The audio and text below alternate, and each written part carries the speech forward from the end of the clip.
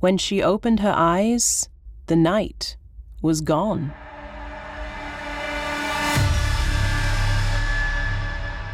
The stars, so familiar just moments before, had rearranged themselves into patterns she did not recognize.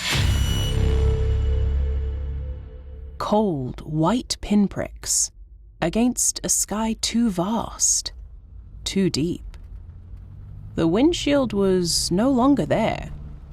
The road, the trees, the reassuring hum of tires over pavement, all vanished.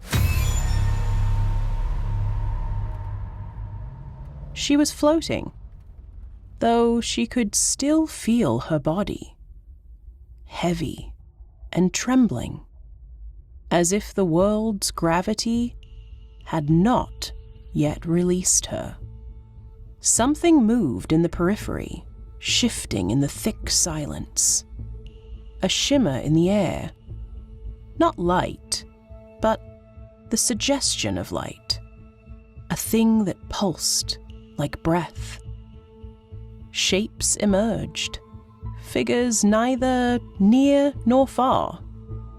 Their forms stretching and compressing in a way that defied space, like reflections on the surface of disturbed water. Their eyes, dark and unreadable, regarded her with a detachment that made her skin crawl. Not hostile, not kind, simply observing. She wanted to speak, to ask. Where was he? Where was the car?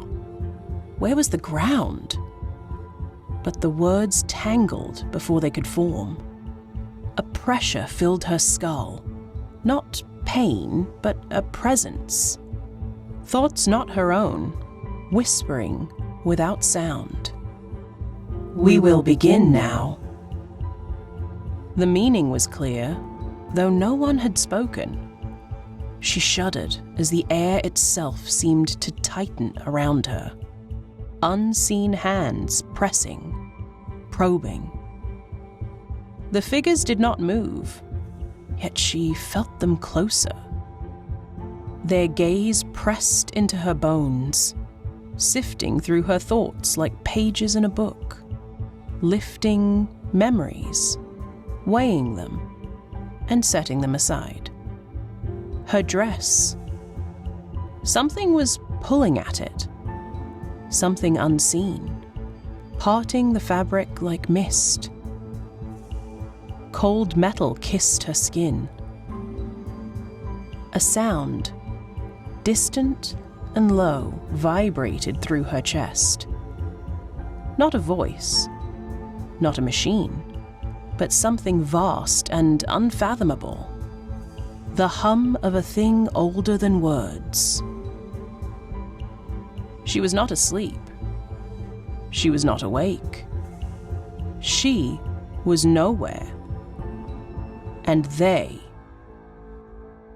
were everywhere.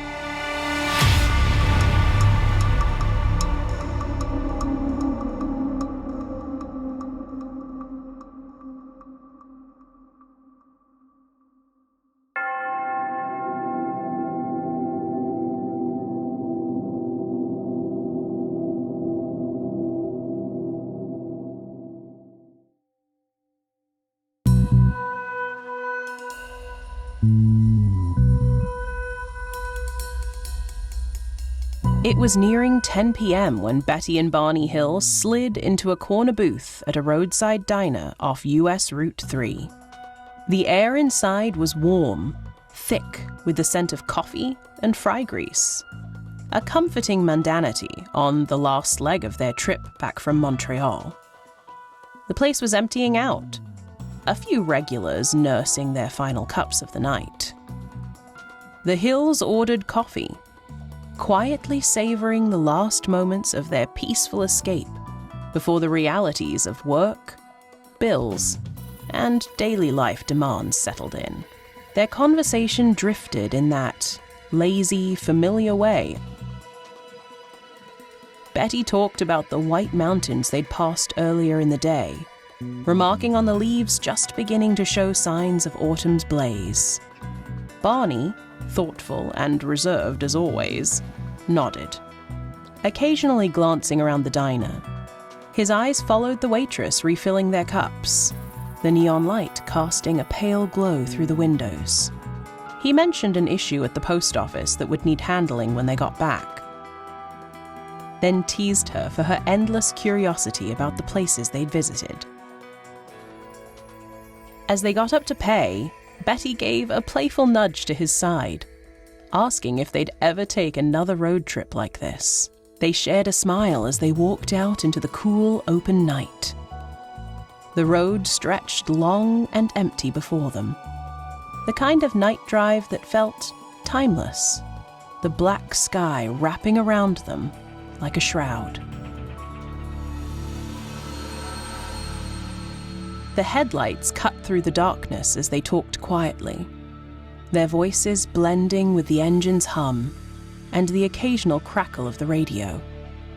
Sometimes they fell into silence, each of them drifting in and out of their own thoughts.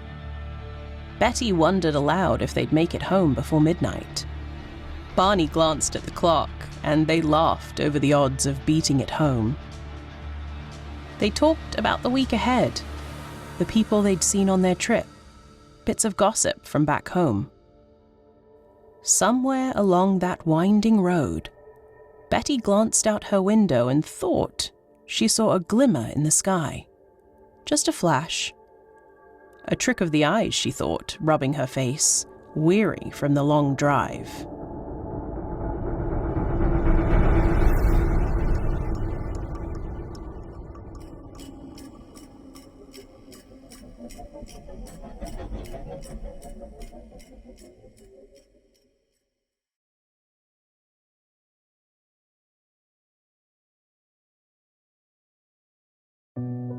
Then, as if waking from a dream, they found themselves back home, standing in their driveway, the early morning chill hanging heavy around them. Their hands were still on the car door handles, the engine cooling with soft ticking sounds. The familiar warmth of their banter was gone, replaced by a heavy silence that neither could quite explain. They looked at each other, eyes wide and unfocused, both sensing the same hollow unease. They didn't speak as they walked to the front door, not even glancing at their bags, which lay scattered in the back seat, half open and disordered. Betty's hand trembled as she fumbled with the keys, her mind thick with the fog of something ungraspable. Once inside, they moved silently, like ghosts through the rooms, shedding their jackets and shoes. Only then did Betty notice the tear in her dress, a long, jagged rip across the fabric that she didn't remember making. Barney looked down at his shoes, scuffed and scraped, as if he'd been dragged over gravel. The hours between leaving the diner and arriving home felt like a black hole, a stretch of time that vanished, swallowed up by something beyond their understanding. They went to bed without speaking, both of them feeling as though they'd returned from somewhere they couldn't remember. A place far more foreign than the towns they'd passed through just hours before.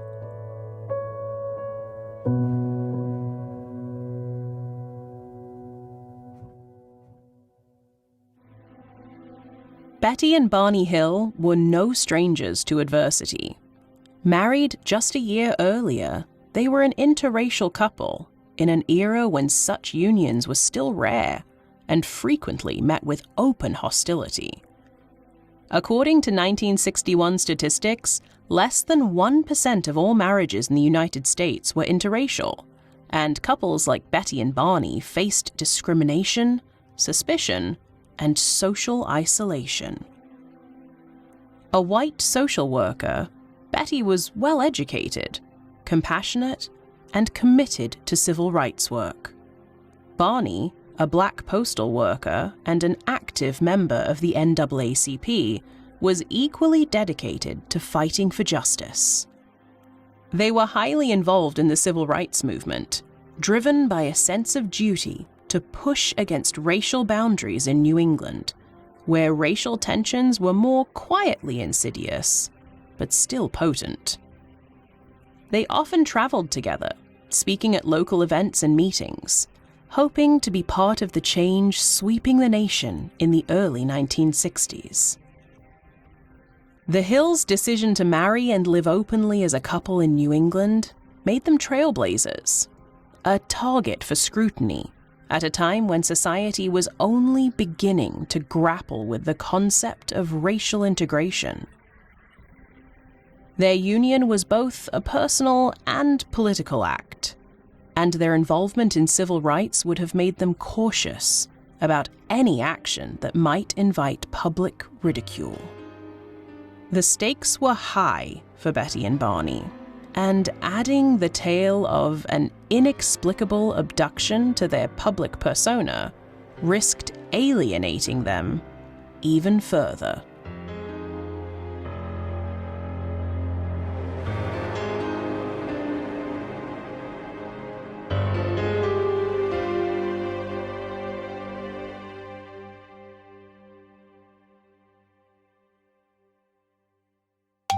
As Betty and Barney tried to process their experience, they were unknowingly tapping into a growing cultural fascination in the US. By the 50s and 60s, tales of mysterious flying objects had begun to permeate the national consciousness, spurred on by the dawn of the space age, and a host of sci-fi media that explored themes of alien contact and extraterrestrial intelligence. The UFO phenomenon was already big news. The term flying saucer was coined in 1947 after Kenneth Arnold's famous sighting in Washington state, and numerous incidents reported throughout the 1950s stoked fears and curiosity about visitors from beyond the stars. This fascination was only heightened by government interest. Programs like Project Blue Book, launched by the US Air Force in 1952, investigated UFO sightings. And while most were dismissed as misidentified aircraft or natural phenomena, the government's involvement fueled public intrigue. Rumors circulated of government cover-ups and secret investigations, leading many to believe that the truth was out there, kept hidden by those in power. The iconic Roswell incident of 1947, which involved claims of a crashed alien spacecraft in New Mexico, became a symbol of the mysterious and untouchable. And in the minds of the public, the skies were full of secrets.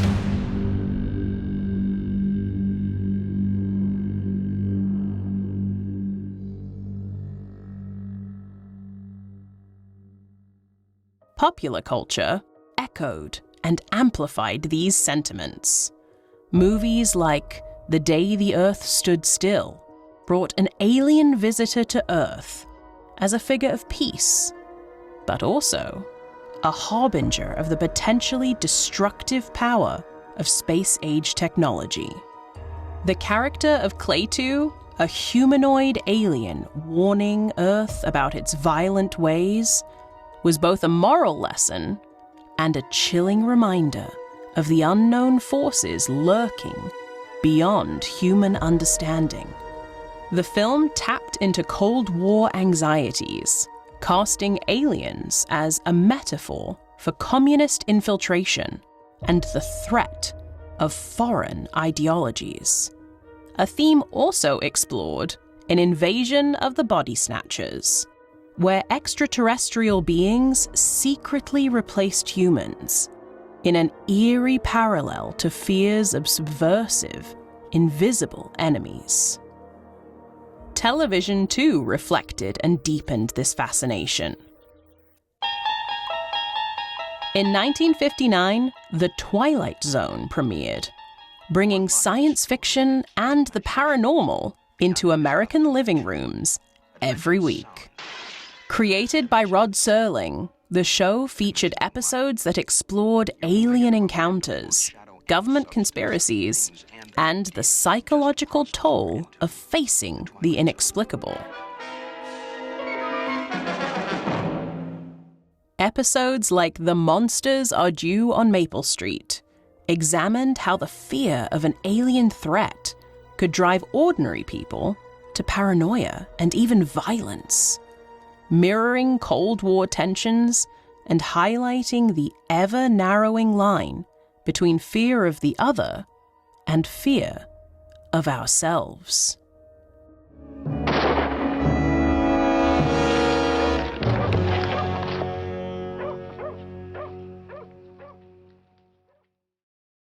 Comics and books also rode the wave of fascination with outer space. Science fiction novels from authors like Ray Bradbury, Arthur C. Clarke, and Isaac Asimov examined the philosophical and ethical implications of alien life. Bradbury's The Martian Chronicles offered a deeply human look at humanity's colonization of Mars, using the alien other to mirror humanity's weaknesses and hopes. Aliens were no longer just threats or invaders. They became symbols of humanity's inner conflicts, ethical dilemmas, and our place in the universe.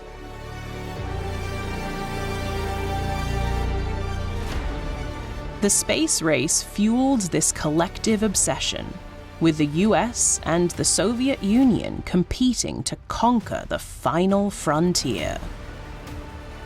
The 1957 launch of the Soviet satellite Sputnik shocked Americans, marking the beginning of an era in which the sky seemed to hold both limitless potential and terrifying vulnerability. What if something was already out there?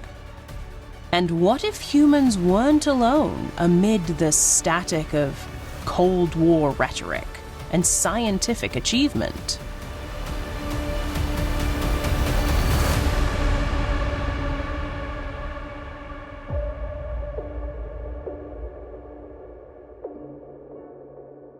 The Hills may have absorbed these cultural elements consciously or unconsciously, their minds primed with imagery and fears that were pervasive in the air they breathed.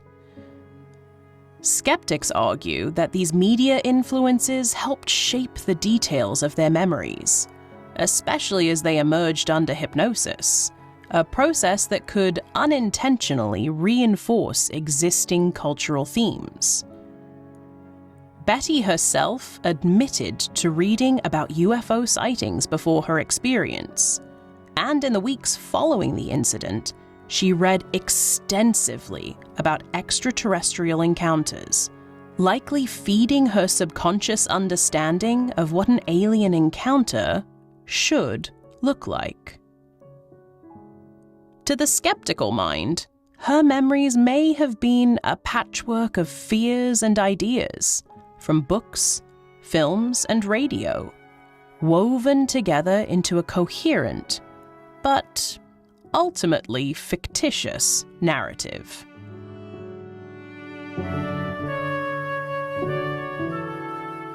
While Betty and Barney Hill's story was unlike any publicized alien abduction before, the cultural influences surrounding them were rich with tales of extraterrestrial life, advanced technology, and unknown intelligence watching from afar. Whether their experience was real or imagined, it resonated with the anxieties and hopes of an era captivated by the possibility of what might lie beyond Earth.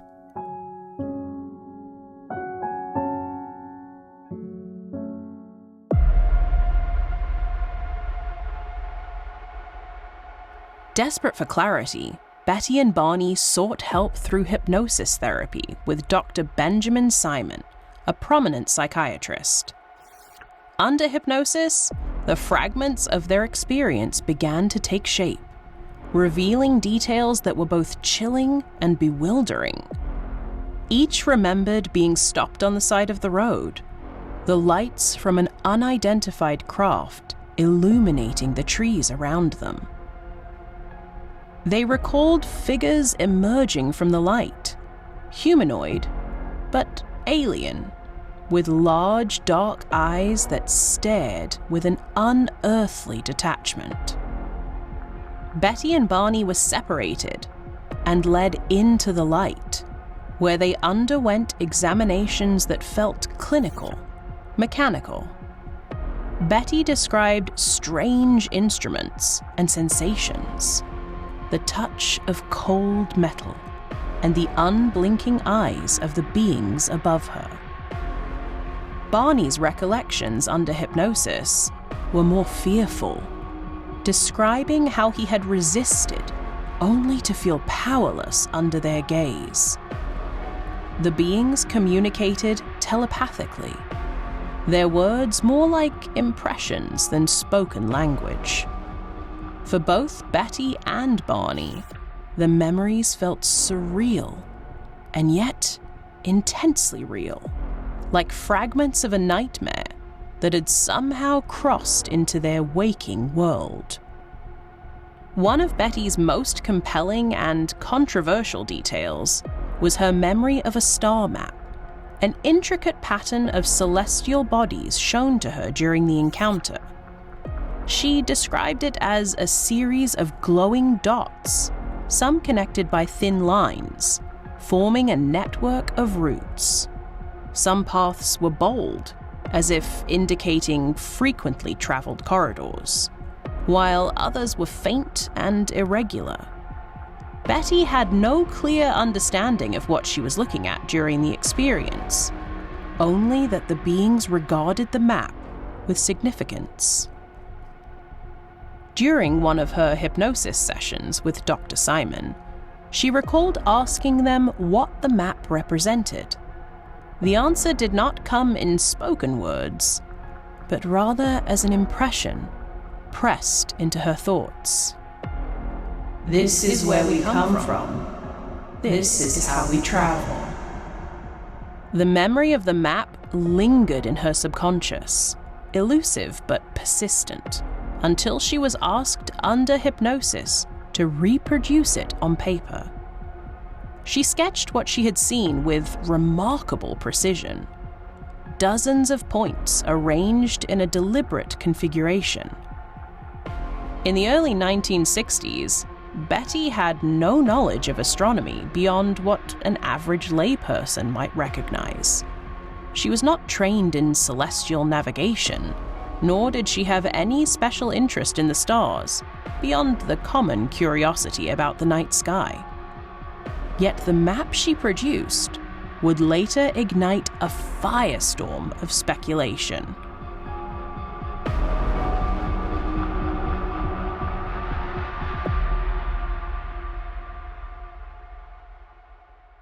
In the mid-1970s, years after Betty drew her map, the case fascinated an Ohio schoolteacher and amateur astronomer named Marjorie Fish. Fish theorized that if Betty's star map represented an actual stellar formation, it should be possible to match it with known astronomical data.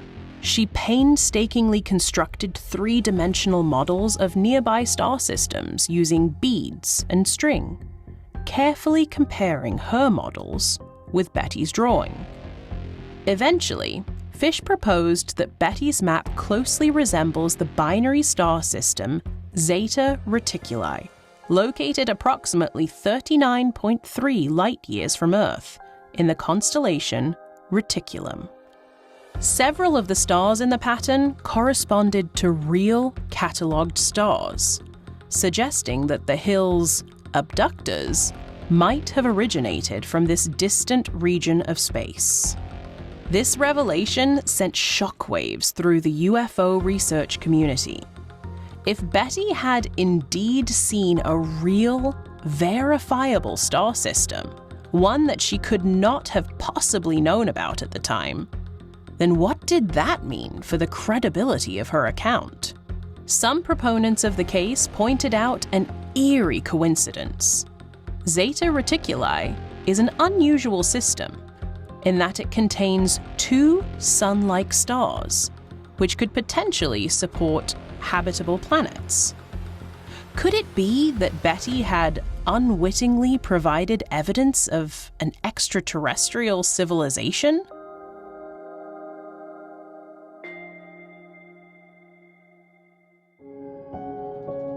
To skeptics, however, the star map was not proof of alien contact, but rather an example of the fallibility of human memory, particularly hypnotically induced memory. Critics argued that Betty had been exposed to a growing cultural fascination with UFOs before and after her experience, and that her mind had unconsciously filled in the blanks during hypnosis, perhaps influenced by astronomy books she read in the aftermath of the abduction. Moreover, while the Zeta Reticuli interpretation seemed compelling, astronomers pointed out that the alignment of the stars on a two-dimensional map might not reflect their true positions in three-dimensional space. Some of the stars that seemed to match Betty's map were relatively unknown at the time, but later stellar surveys cast doubt on its accuracy. Additionally, skeptics argued that hypnosis itself is an unreliable tool for retrieving lost memories. Studies have shown that subjects under hypnosis are highly suggestible and may fabricate details that feel real to them, but are in fact false memories. Given that Betty had read extensively about UFO phenomena in the weeks following her abduction, skeptics suggested that her subconscious may have drawn upon those influences, rather than recalling an actual extraterrestrial star chart.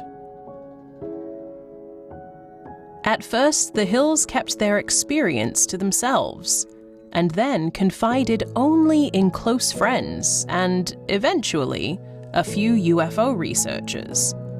They knew the risk of publicizing such an outlandish story, particularly for an interracial couple whose lives were already subject to scrutiny. Their decision to come forward was brave, motivated more by a desire for understanding than by any hope of fame or fortune.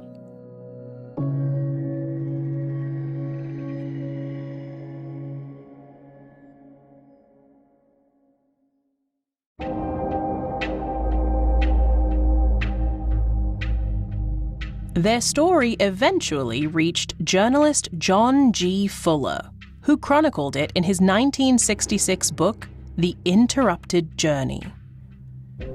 The book brought the Hills' story to a national audience, and they became reluctant celebrities within the UFO community. They faced a wave of public fascination mixed with intense skepticism, yet they remained consistent in their story. Neither Betty nor Barney ever recanted or altered their account, despite the ridicule they faced from skeptics and the mainstream press. The Hills' story left people questioning their motives.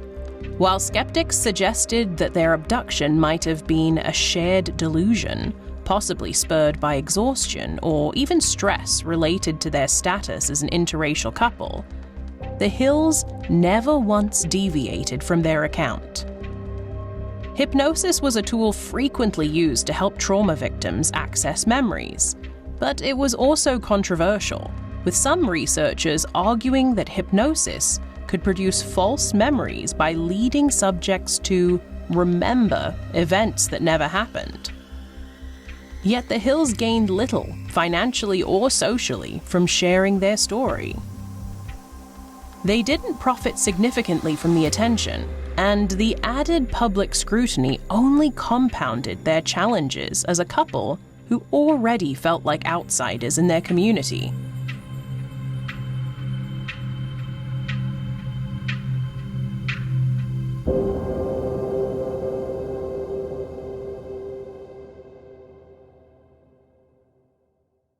I'm thinking I'm asleep. Asleep in the car?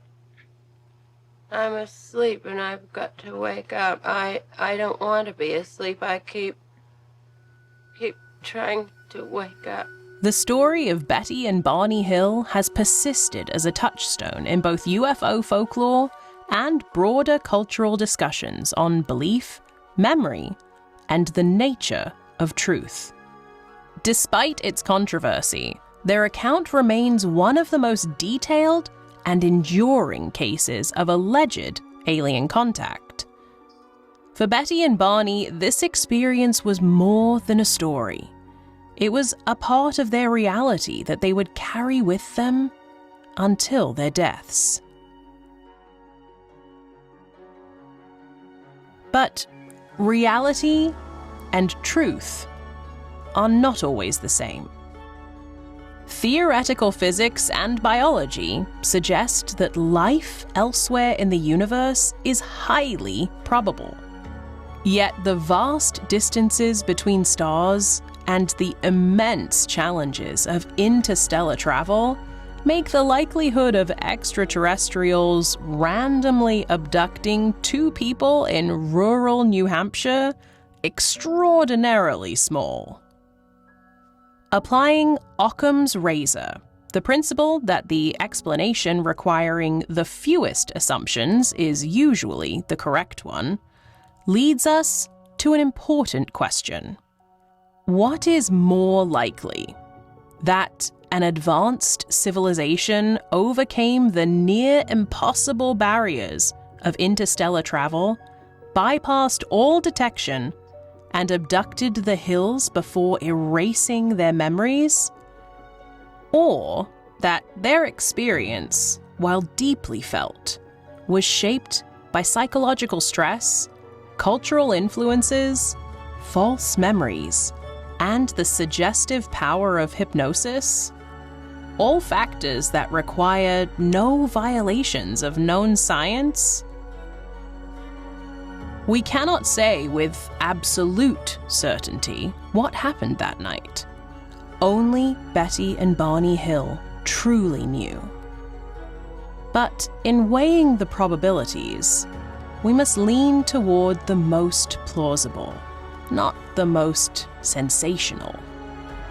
Their story, though fascinating, is far more likely to be the result of the mind's ability to construct powerful, convincing false memories than an unprecedented extraterrestrial event.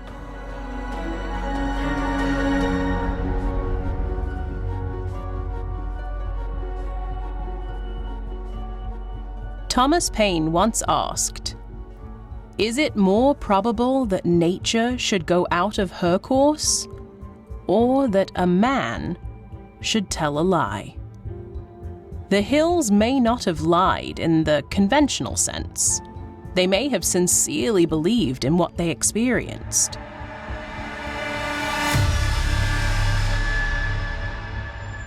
But belief is not proof, and extraordinary claims demand extraordinary evidence.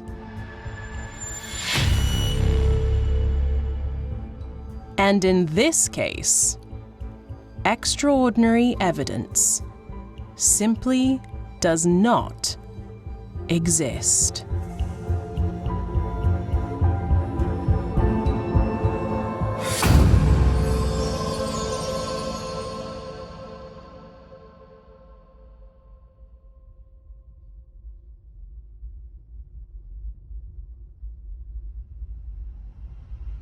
We will begin again.